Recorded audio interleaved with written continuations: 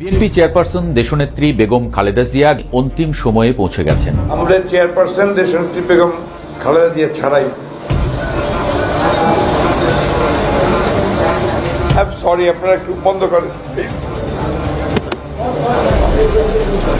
খালেদা জিয়ার জন্য তার আত্মার মাগফিরাত কামনা করবেন, ওনার বেহেশত নসিবের জন্য দোয়া করবেন, কারণ আমরা ওনাকে ফিরে পাবো না, ফিরে পাওয়ার কোনো সম্ভাবনা আমার চোখে দেখি না। শেখ হাসিনার ভয়ে খালেদা জিয়ার মৃত্যুকে গোপন রেখেছে বিএনপি, এমন বিস্ফোরক তথ্য এখন ভেসে উঠেছে রাজনৈতিক অঙ্গনে। একাধিক নির্ভরযোগ্য সূত্রে বলাতে জানা গেছে বিএনপি চেয়ারপারসন ও সাবেক প্রধানমন্ত্রী বেগম খালেদা জিয়ার ইতিমধ্যেই মৃত্যু হয়ে গেছে। তবে এই খবরটি সরাসরি ঘোষণা থেকে শুরু করে গণমাধ্যম পর্যন্ত সবখানি কঠোরভাবে গোপন রাখা হয়েছে। আরো একটি নতুন নিউজে আপনাদেরকে স্বাগতম। দর্শক, বর্তমান বাংলাদেশের রাজনৈতিক অঙ্গনে যেই উদ্বেগ, উৎকণ্ঠ, উত্তেজনা সৃষ্টি হয়েছে, দর্শক বর্তমান বাংলাদেশের রাজনৈতিক সর্বশেষ যেই পরিস্থিতি তৈরি হয়েছে তারই আলোকে আমরা বেশ কিছু নিউজ নিয়ে হাজির হয়েছি, বেশ কিছু নতুন নতুন আপডেট নিয়ে হাজির হয়েছি। দর্শক, মূল ভিডিওতে চলে যাওয়ার আগে আপনাদেরকে অনুরোধ করবো, আমাদের চ্যানেল নতুন হয়ে থাকলে সাবস্ক্রাইব করে পাশে থাকা বেল আইকনটিতে অল দিয়ে রাখুন, আর নিত্য নতুন এই ধরনের ভিডিও সবার আগে পেতে আমাদের ভিডিওতে লাইক দিয়ে আমাদের সাথে থাকুন। চলেন দর্শক, কথা না বাড়িয়ে আমরা মূল ভিডিওতে চলে যাই। যখন একজন বড় মাপের রাজনৈতিক নেতা অসুস্থ হন, তখন সেটা শুধু চিকিৎসার বিষয় থাকে না, পরিণত হয় জাতীয় আগ্রহের কেন্দ্রে। বিএনপি চেয়ারপারসন বেগম খালেদা জিয়ার ক্ষেত্রেও তাই হয়েছে। রাত পোহালে খবর আসার কথা ছিল, কাতার সরকার এয়ার অ্যাম্বুলেন্স যোগে তিনি পৌঁছে গেছেন লন্ডনের বিশেষায়িত হাসপাতালে। কিন্তু মাঝরাতে একটা শব্দ এসে সব থমকে দিল। শব্দটি হলো কারিগরি ত্রুটি।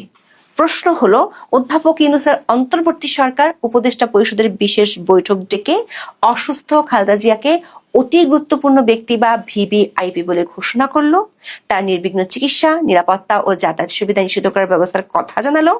সেখানে কাতার আমিরি ফ্লাইটের মতো কাতার সরকারের ভিভিআইপি এয়ারলাইনের কারিগরি ত্রুটির অজুহাত কতটা যুক্তিযুক্ত? কারণ কাতার এক্সিকিউটিভের মতো বিখ্যাত প্রতিষ্ঠানের এয়ার অ্যাম্বুলেন্সের একটি এয়ারবাসের জন্য বিকল্প 15টি অত্যাধুনিক গালফ স্ট্রিম G65OER জেট আছে।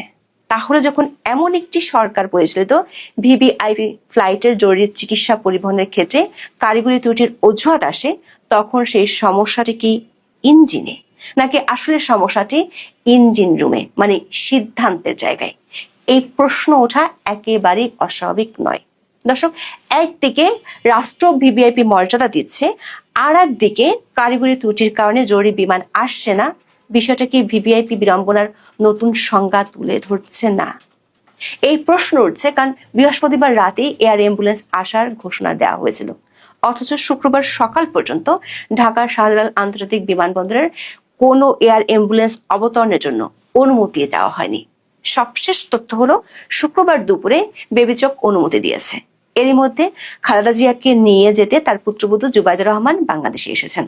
তবে বৃহস্পতিবার মধ্যরাতে কিংবা শুক্রবার ভোরে যে যাত্রা শুরু হওয়ার কথা ছিল, সেটি এখন রোববারেও নিশ্চিত নয়। কারণ নতুন ঘোষণা অনুযায়ী শনিবারে যদি এয়ার অ্যাম্বুলেন্স আসেও, তারপরও কিছু যদির উপর নির্ভর করতে হবে অসুস্থ খালেদা জিয়ার লন্ডন যাত্রাকে। তাহলে কারিগরি ত্রুটিটি কি আসলেই বিমানের, নাকি অন্য কিছুর? এয়ার অ্যাম্বুলেন্সের জন্য রোগীর সবচেয়ে জরুরি যে ফিট টু ফ্লাই সার্টিফিকেট দরকার, সেটি কি পাওয়া গেছে? দেশের সর্বোচ্চ নিরাপত্তা পাওয়া একজন মানুষের চিকিৎসার ক্ষেত্রে এমন ধোঁয়াশা কেন? আর এই ধোঁয়াশার কারণে যে গুজব ছড়াচ্ছে, তার দায়ী বা কার? বিস্তারিত জানতে চলুন যাওয়া যাক বিশ্লেষণ। বিএনপি চেয়ারপারসন বেগম খালেদা জিয়ার সর্বশেষ অবস্থা জানতে এখন সবাই চোখ রাখছে গণমাধ্যমে। সবশেষ বিভ্রান্তিটা হলো এয়ার অ্যাম্বুলেন্স নিয়ে। খালেদা জিয়ার পরিবার ও চিকিৎসক দল উন্নত চিকিৎসার জন্য তাকে বিদেশে স্থানান্তরের প্রয়োজন মনে করছেন। যখন একজন রোগীর মাল্টি অর্গান ফেলিওরের ঝুঁকি থাকে এবং অবস্থা স্থিতিশীল নয়, তখন তাকে বিদেশে নিতে হয় বিশেষ ব্যবস্থায়।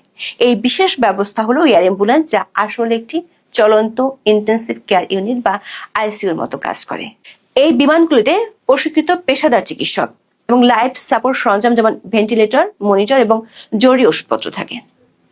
অসুস্থ খালেদা জিয়াকে দেখতে তার ছেলে তারেক রহমান লন্ডন থেকে দেশে আসতে পারবেন না, এমন ধারণা পাওয়ার পরেই নিশ্চিত হওয়া যায় বেগম জিয়াকে লন্ডনে নিয়ে যাওয়া হবে। গত 29শে নভেম্বর বিএনপির পক্ষ থেকে কাতারের রাষ্ট্রদূতের কাছে একটি আনুষ্ঠানিক অনুরোধ জানানো হয়। কাতার এবং চিকিৎসক মন্ডলী তারা যখন দেখেছেন খালেদা জিয়াকে আসলে নিয়ে যাওয়ার উপায় নাই বা রওনা করে দেওয়ার কোনো উপায় নাই লন্ডনে, তখন কাতারের এয়ার অ্যাম্বুলেন্স আসা বিলম্বিত হয়েছে। কারণ এগুলোর তো একটা নিয়ম কানুন আছে, মানে খালেদা জিয়া একেবারে শয্যাশায়ী বটে, তিনি হয়তোবা ভেন্টিলেশনে লাইফ সাপোর্টে আছেন বটে, কিন্তু তাকে তো একটা ইমিগ্রেশন পার হয়ে নিয়ম কানুনের মধ্য দিয়ে এক দেশ থেকে আরেক দেশে রওনা হতে হবে। বাংলাদেশে হয়তো তাকে কেউ আটকাবে না, তিনি যেই শারীরিক অবস্থাতেই যে কোনো বিমানে উঠুন না কেন, কিন্তু যেই দেশে তিনি ঢুকতে যাবেন সেই দেশের যেমন একটা দায়িত্ব আছে, ঠিক তেমনি যারা তাকে পরিবহন করবেন তাদের তো দায়িত্ব। গুরুতর অসুস্থ বেগম খালেদা জিয়াকে এখন আর বিদেশ নেওয়া হবে কিনা তা নিয়ে অনিশ্চয়তার নাটকটা এমন পর্যায়ে পৌঁছেছে যে সন্দেহ করতেই হয় যে ঠিক কি অবস্থায়, শারীরিক অবস্থায় খালেদা জিয়া আছেন যে শুক্রবারে সকালবেলা ভোর রাতে অথবা বৃহস্পতিবার মাঝরাতেই কাতারের এয়ার অ্যাম্বুলেন্সে যেই গুরুতর অসুস্থ রোগীকে লন্ডনের দিকে নিয়ে যাওয়ার কথা ছিল, এখন বিএনপির তরফে বলা হচ্ছে এটা বিলম্বিত হতে হতে রোববার পর্যন্ত গড়াতে পারে। এমন একজন রোগীর অবস্থা রোববার পর্যন্ত ঠিক কেমন থাকবে সেসব বিষয়ে তো একটা শঙ্কা থাকেই। কি করে এরকম একটা গুরুতর জরুরি ব্যবস্থা এতটা দেরি করা হচ্ছে এবং তা নিয়ে তেমন কোনো উদ্বেগ উৎকণ্ঠা দল বা পরিবারের তরফে দেখানো হচ্ছে না, সেটাও বিস্ময়কর বটেই। ভেন্টিলেশনে লাইফ সাপোর্টে থাকা এমন একজন রোগীকে, যার কিডনি কাজ করছে না, লিভার বহু বছর ধরে অকার্যকর এবং ট্রান্সপ্লান্টের উপযোগী শারীরিক অবস্থা তার নাই সেটা জানা কথা, তেমন একজন রোগীকে আসলে বিদেশ পর্যন্ত নিয়ে গিয়ে টেনে নিয়ে যাওয়ার কোনো অর্থ থাকতে পারে কিনা এসব নিয়ে তো আলোচনা ছিলই। বিশেষ করে ক্ষোভ ছিল বিএনপির দলের তরফে, যে নেতা কর্মী সমর্থকেরা বলছিলেন যে খালেদা জিয়ার পুত্র তারেক রহমান আসতে পারছেন না, তিনি তার যুক্তরাজ্য বাসের নিরাপত্তা ছেড়ে বাংলাদেশ পর্যন্ত আসতে রাজি নন, সে কারণে কেন তাদের নেত্রীকে তাদের কাছ থেকে বিচ্ছিন্ন করে এরকম একটা সময়ে নিয়ে যাওয়া হবে লন্ডনে, যখন তিনি আর তার শারীরিক অবস্থার কারণে ঢাকায় ফিরতে পারবেন কিনা তা নিয়ে একটা শঙ্কা আছে।